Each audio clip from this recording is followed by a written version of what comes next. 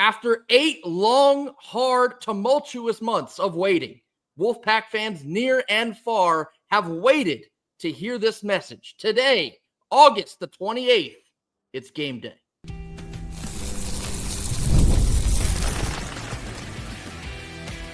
You are Locked On Wolfpack, your daily podcast on the NC State Wolfpack, part of the Locked On Podcast Network, your team every day. What's up, Wolfpack Nation? It's time to get locked in with Locked On. Thanks for making Locked On Wolfpack your first listen each and every day. We are free and available wherever you get your podcast and YouTube, part of the Locked On Podcast Network, your team every day. Happy Thursday. Most importantly, happy game day. The NC State Wolfpack will kick off the 2025 season tonight, Thursday evening, 7 p.m. kickoff in the Carter. As always, I am Grayson Boone, joined by former Wolfpack defensive tackle Kenton Gibbs. Kenton, we made it. 8 long months of hearing purple and gold chirping from the east. For some reason, still seeing highlights of Demi Sumo being tackled from 3 years ago. We heard about the Military Bowl. We heard about It's Our State. No more. Tonight, NC State gets to rewrite their own fate. Tonight, in Carter-Finley, they got to come see us about it. Game 1 of the 2025 season is officially here. Feed us some ECU Pirate. Let me tell you, I'm tired of talking. I know Grace and I are podcasters, so we, in fact, have to talk. But this is one of those moments, if you're from where I'm from, and not just physically as in Detroit, Michigan, but if you come from a certain area, you come from a certain way, you know, after a certain point in time, it's enough talking. It's enough talking. It's time to see somebody outside about it. It's time, hey, come on outside. Let's have a little chat. I'm not going to put my hands on you. By the way, if anybody says that to you, do not go outside unless you are ready to put your hands up. But it's about that time at this point. I am tired. I am sick and tired of being sick and tired of hearing about the Pirates. I am thoroughly tired of, last time we got together, we won that game. Okay. All right. I've had enough. I'm sure the team's had enough. I'm sure Doran's had enough. This is the first time I've ever heard Doran say about any team other than the Dirty Foot Club, this is personal. And so I'm ready. Any sentiments that are hinting at it being personal, rather, not that it is personal, because he did say those words verbatim. So to make that clear, he didn't say those words verbatim. But this is the first time I've even got that sense from Doran, like this game here is personal. One of the most exciting things that I find in this game, not just because it's the beginning of the college football season and we get to see NC State football play again, but Dave has been salty now for about 8 months. And we all know that when you have a salty Dave, you typically have some good NC State football. Like they typically play to the best of their ability because they feel like they have something to prove. That's the spot that you want NC State to feel like they are in as they enter this contest tonight. And obviously, we spent some time on the storylines. We spent some time on ECU fans talking incessantly over the last 8 months. There's been some bookmarking. There's been some receipt taken. We know everything that they've been saying for the last 8 months. And this team is ready to prove them wrong. Today is effectively Christmas Day, and it's time to unwrap some tackles underneath of the tree.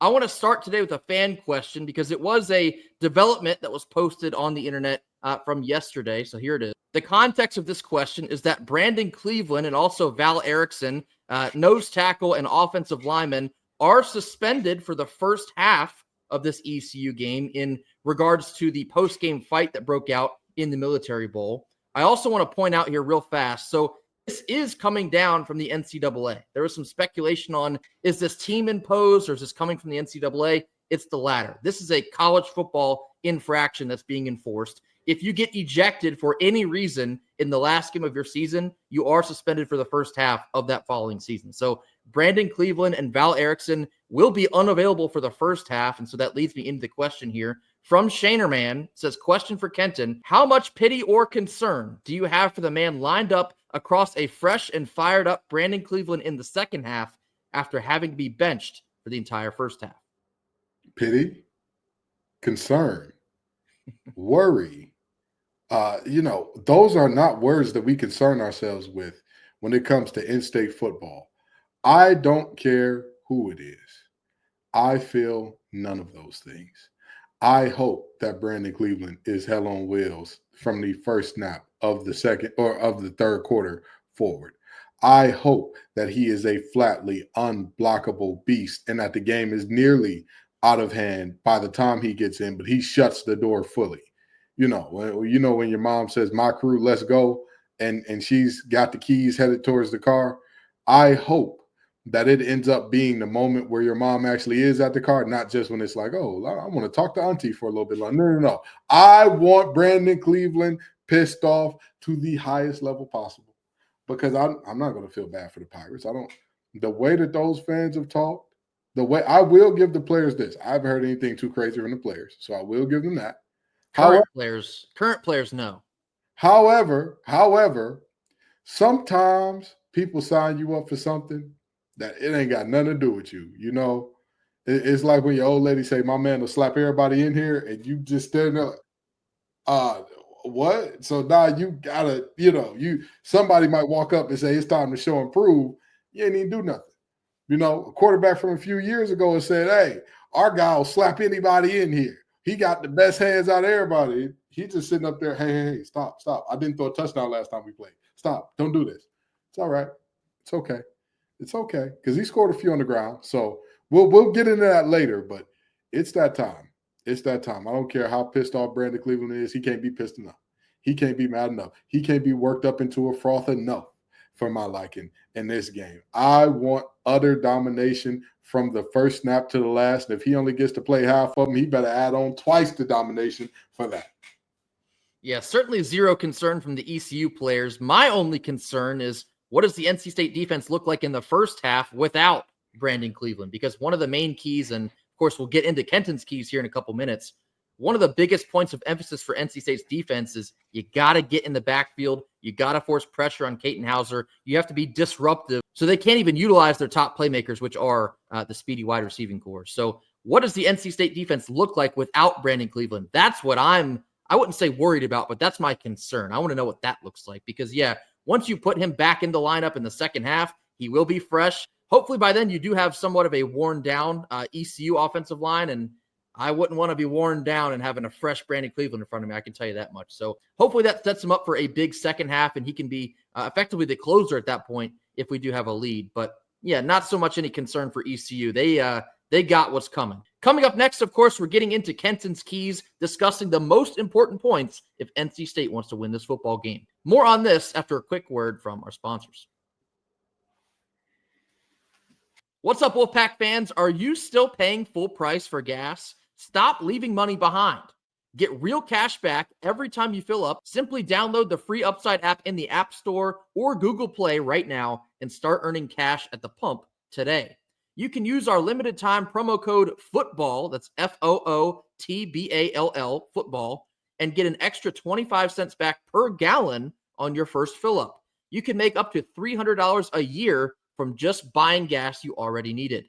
At first, you simply think this is too good to be true, but it's totally legit. Real people are getting paid just to make their daily commutes, and you can too. Plus, you can cash out anytime to your bank account, PayPal, or an e-gift card for Amazon and several other brands. Don't let this offer drive by. Download the free Upside app now using our limited time promo code FOOTBALL. Again, limited time only, 25 cents per gallon bonus. That's promo code FOOTBALL.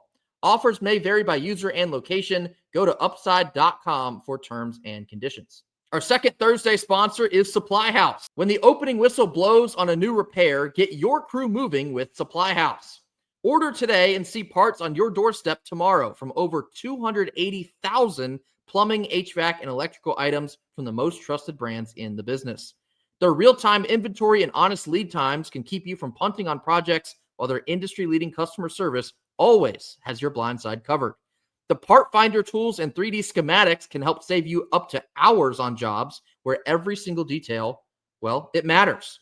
Their Trademaster perks like priority shipping and dedicated support make the whole process streamlined for you. Join the free Trademaster program today and score perks like priority shipping, lower prices, and a dedicated phone support line. Visit supplyhouse.com to sign up for free and use promo code SHCollege for 5% off of your first order. That's SupplyHouse.com. Real people, real service. And we also have an important request from Locked On. We've put together a survey to learn more about our listeners and make your favorite podcast all the more better. This is your chance to tell us what you like, what you don't like, and answer questions on our advertising. Go to lockedonpodcast.com/survey in order to get started. Everyone who completes the survey will be entered for a chance to win one of 10 $100 Amazon gift cards. Again, that's lockedonpodcast.com/survey. You can also find this link in our show notes. Thanks for helping us out.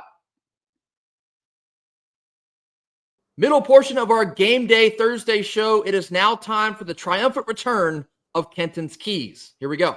We're going to start this off real easy and smooth. As Cool and the Gang said, I want to say almost 5 decades ago now. Yeah, over 5 decades ago now. Hollywood swinging. We need to see Hollywood Smothers touch the ball early and often. We are going to get a version of this young man that is bigger, stronger, faster, better behind an offensive line that is arguably those things as well. And he dominated this defense last year. Why not do it again? Why go away from what's working? Why forget who brought us to the dance? Let's get Hollywood in the open. They got the Rollywood Festival coming up this weekend. Let's get it started a little early.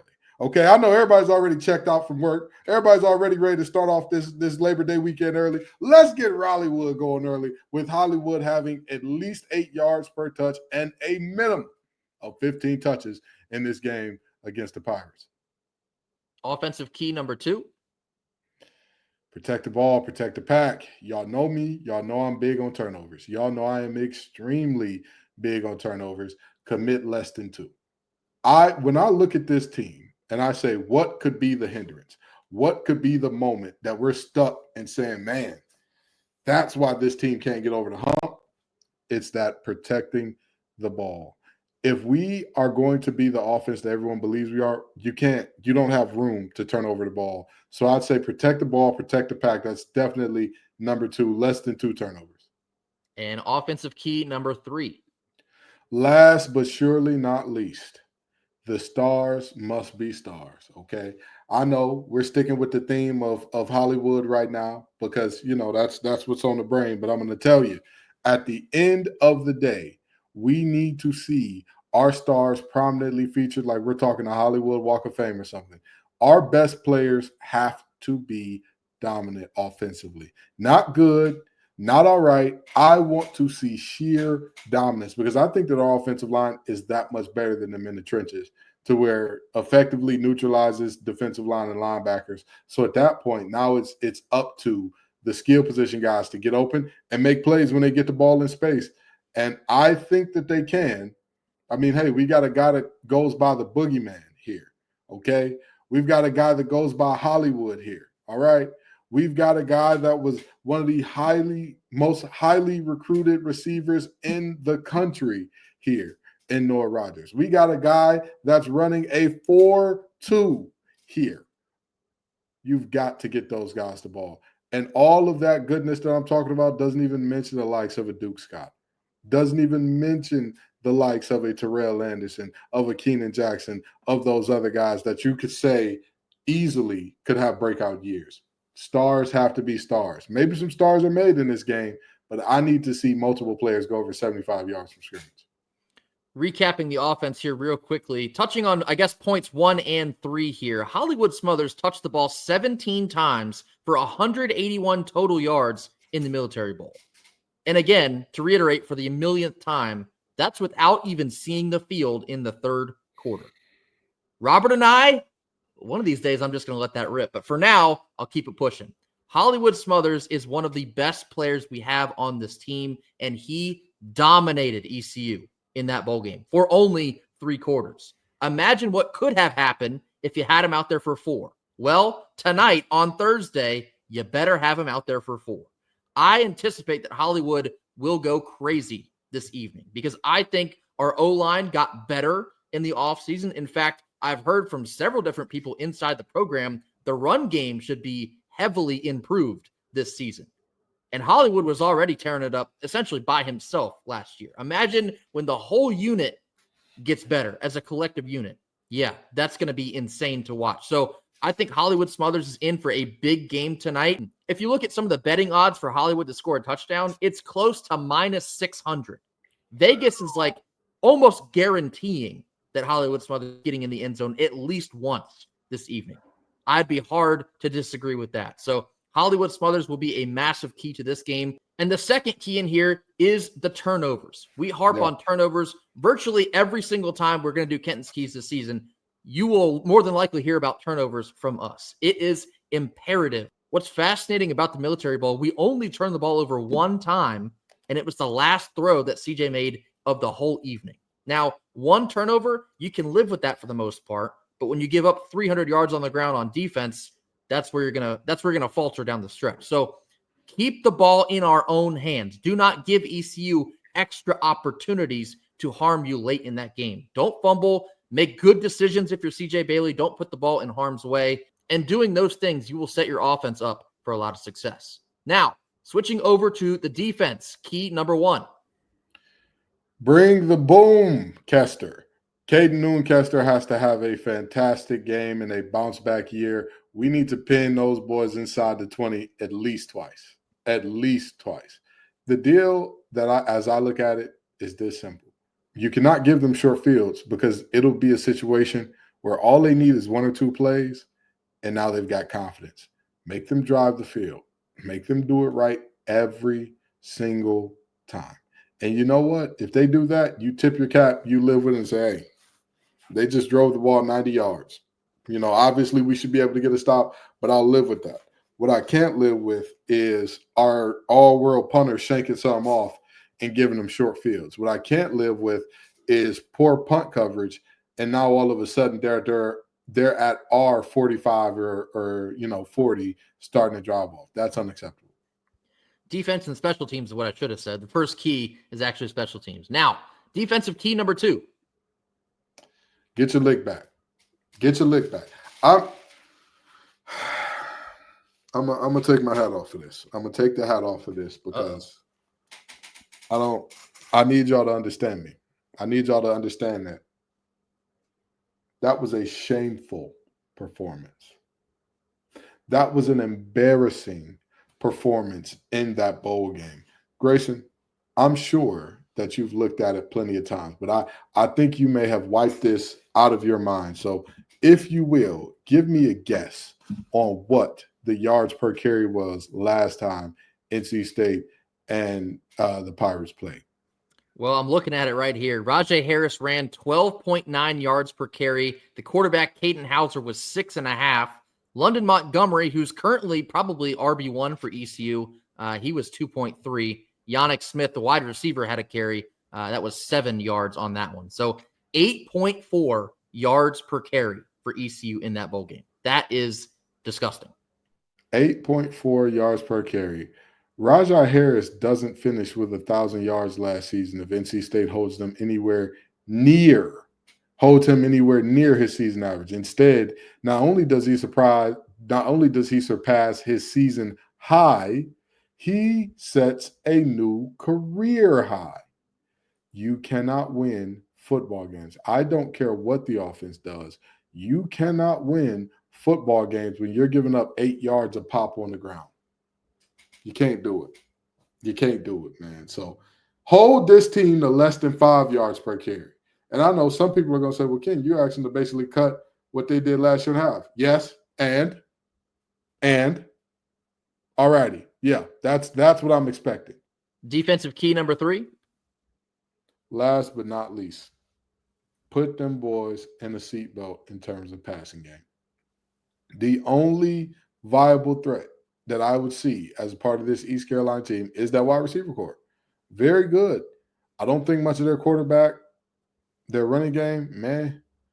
But you know what? We thought the same thing last year going into the bowl game, and boy, were we wrong.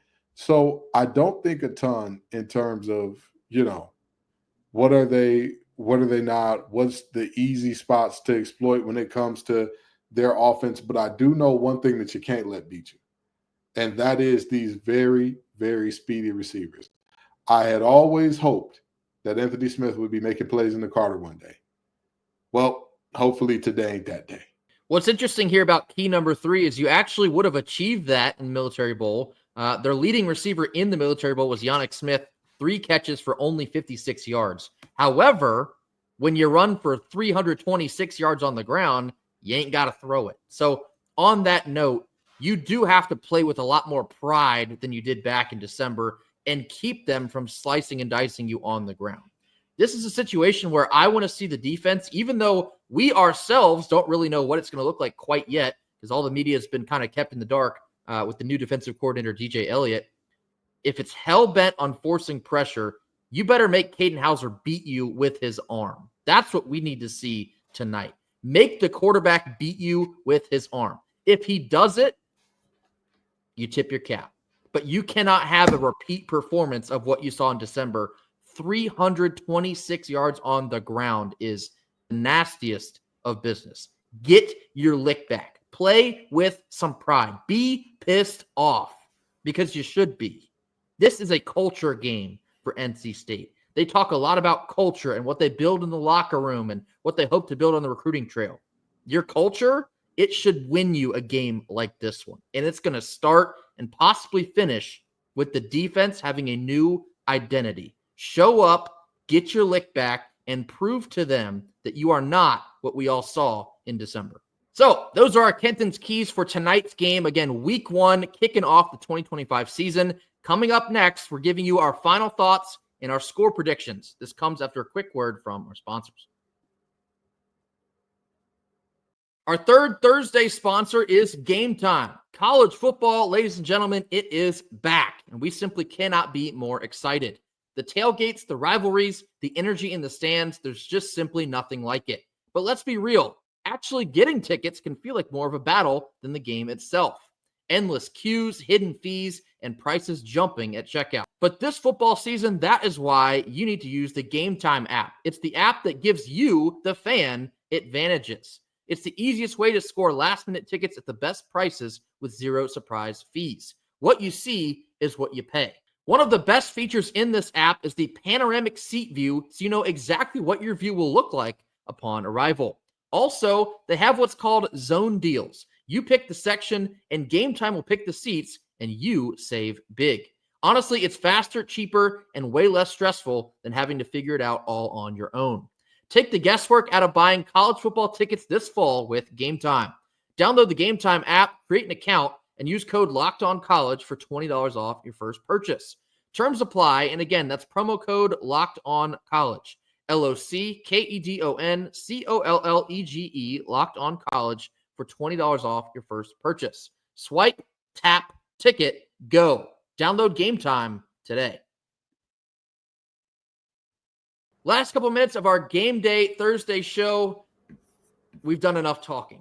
The time for talking has passed, and it is finally time to put the ball down and talk with pads. Kenton, we're going to get into our final thoughts and our game predictions for tonight. Game 1 against the ECU Pirates, rematch of the 2024 Military Bowl. NC State still currently sits as a 13.5-point favorite this evening. The money line value has shifted just a little bit. NC State is minus 580, East Carolina plus 420. The over-under has actually gone back down 1 point. It's now at 60.5. Kenton, give me some of your final thoughts leading up to game time. Final thoughts. It's over. It's done with. Leave no doubt from the first kickoff. You cannot let this team linger around. You can't let this team hang around. Don't open up sluggish and lethargic. And when you get them down, don't do what we used to do in the past. And, oh, yeah, we're going to kind of coast and we'll make this game close. Keep your foot on their neck. Keep your foot right there on their neck until that's it, until they really do, make it clear. It's Roberto Duran time. No mas. No mas. I'm tapping out. I'm good. Make it clear in this game. That's all I got to say. As I said before, this is a culture game. These are the games where NC State has to show and prove even to themselves that the standard is the standard. their preparation, their teamwork over the offseason, growing together, even all the younger players leveling up into sophomore seasons, like your quarterback in CJ Bailey. This is where all the work shows up in a physical form. Burn the boats, as we've been saying all week. There is no tomorrow. There is no week 2. All we have tonight is week 1. And it's a very familiar opponent who embarrassed each and every person who wears the red and white 8 months ago. How do y'all feel about that? We're just going to let that slide?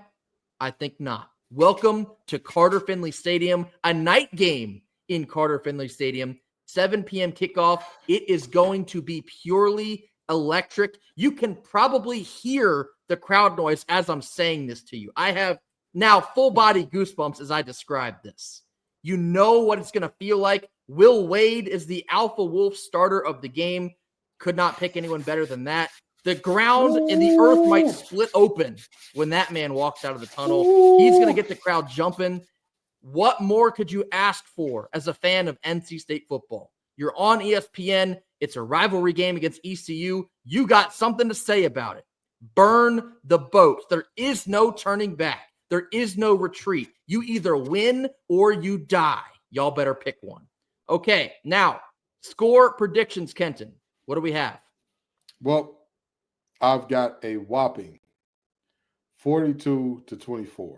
I think that this is a game that NC State wins very handily because I just think that there's too much energy, too much anger behind this thing.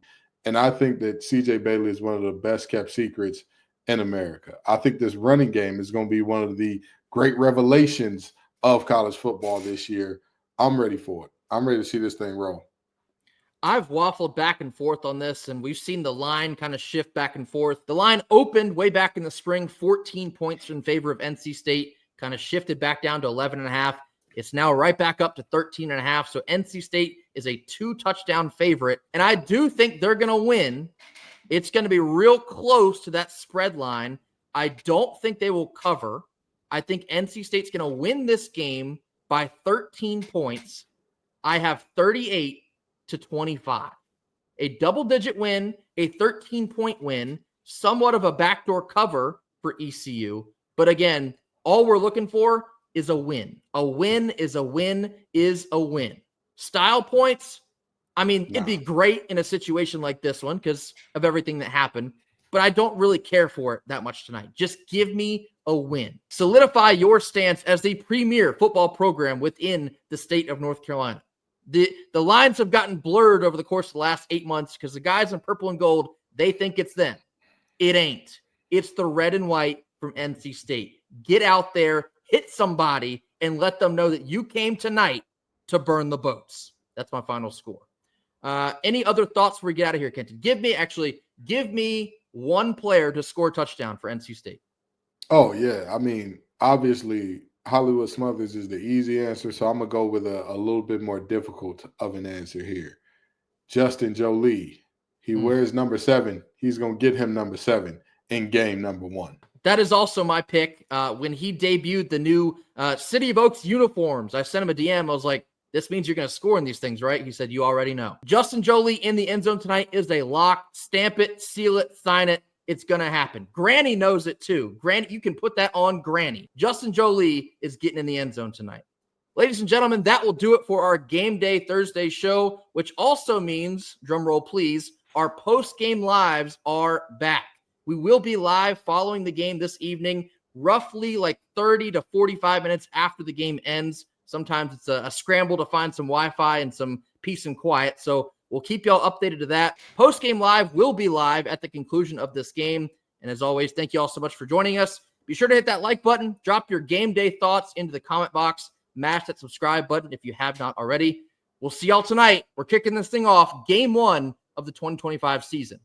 Go Pack. Go Pack.